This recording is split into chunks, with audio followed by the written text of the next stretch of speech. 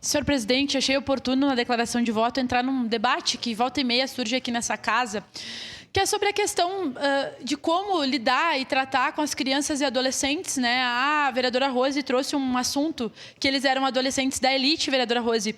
E quando nós defendemos muitas vezes, eu como assistente social, né, que tenho certeza que a violência não é um caminho para tratar nada na nossa sociedade, porque se a gente for olhar os nossos pais, os nossos avós, os meus pais cresceram sendo violentados pelos meus avós acharem que aquilo era educação, né? Os avós deles foram mais ainda, né, achando que aquilo era correção. Hoje que nós começamos a ter uma consciência social de que agredir uma criança, né, ela não vai necessariamente educá-la. Agora, nós precisamos falar sim sobre a educação das nossas crianças e adolescentes, porque nós vivemos numa era que é 8 ou 80. Né? A gente diz que a violência não deve ser utilizada e, por outro lado, muitas vezes as famílias acham que não precisa conversar, que não precisa orientar, que não precisa dar limites, que tu não tem que dizer para o teu filho o que é o certo, o que é o errado.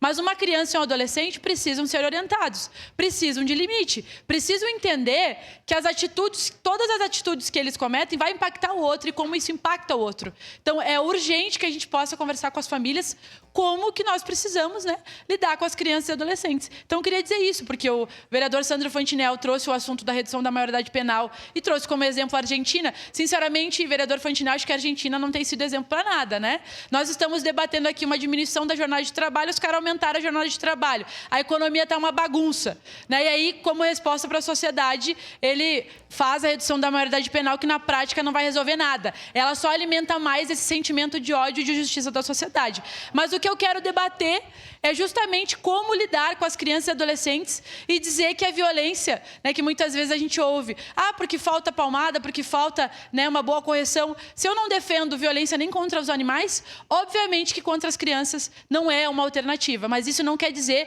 que não tem que ter limite, que não tem que ter diálogo e não tem que ter orientação. Por isso, votamos sim, senhor presidente. Obrigada.